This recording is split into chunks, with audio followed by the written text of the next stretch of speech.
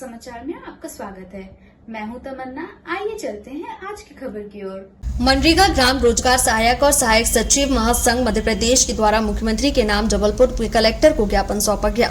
जानकारी देते हुए संघ के पदाधिकारी ने बताया कि अधिक काम तथा अधिकारियों के दबाव के चलते ग्राम पंचायत मालफा सिहोरा के ग्राम रोजगार सहायक प्रवीण सोलंकी ने ग्राम पंचायत परिसर में फांसी लगाकर आत्महत्या कर ली थी। अतः इस घटना की उच्च स्तरीय जाँच हो तथा मृतक के परिवार को शासन द्वारा उचित मुआवजा प्रदान किया जाए। इन्हीं मांगों को लेकर कलेक्टर कार्यालय जबलपुर में संघ के द्वारा ज्ञापन प्रेषित किया गया।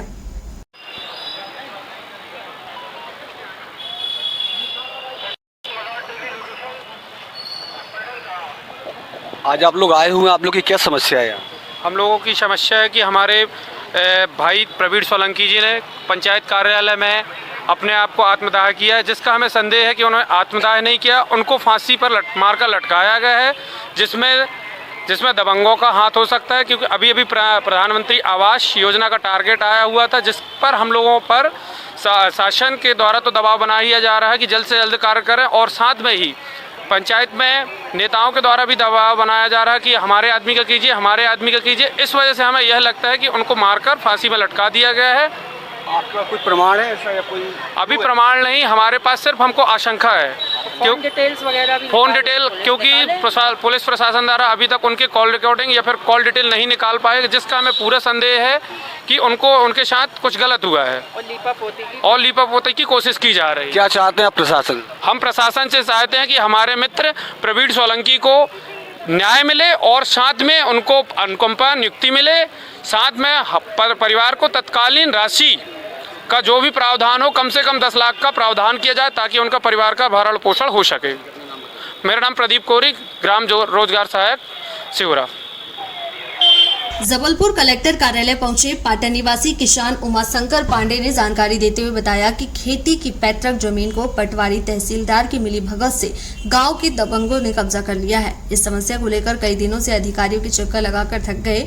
आज जनसुनवाई के दौरान कलेक्टर कार्यालय पहुंचकर कलेक्टर के सामने अपनी समस्या रखी और न्याय की गुहार लगाई। यहाँ कलेक्टर कार्यालय आए हुए जबलपुर में, क्या समस्या लेके आए?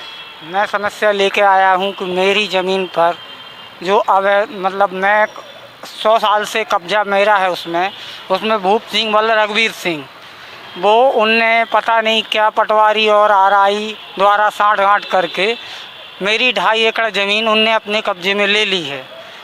और उनने पटवारी के बोलते हुए उसमें खम्मा गड़ा लिए हैं और वो कब्जा कर रहे हैं उसमें।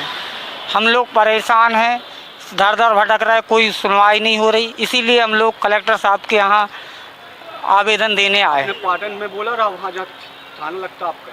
पाटन में हम लोगों ने पेशी कर रहे हैं, एसडीएम साहब के यहाँ चल रही है पेशी।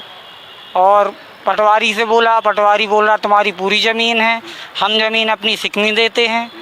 पर जिसको भी मैंने ज़मीन दी है उसने अपने मोबाइल से ज़मीन को नापा है, उसने बोला आपकी ज़मीन इतनी नहीं है, जितनी ज़मीन मैंने अपने मोबाइल से नापी है मैं उतना पैसा दूँगा, और ज़मीन में मुझे तुम्हारी बही कितने की है उससे कोई मतलब नहीं है। मेरी बही में 15 एकड़ 65 डिसमल वर्तमान में अभी चढ़ी है ज़मीन। तो ये आपको लग रहा है कि जो व्यक्ति आरआई पटवारी या जो भी संबंधित है तहसीलदार, इनकी गलती है क्या? हाँ, हमें ये लग रहा है कि आरआई और पटवारी की साठ-गांठ से कुछ पैसे में से ले दे के मेरी ज़मीन उनने भूप सिंह वल्लभ रघुवीर सिंह के नाम की गई है।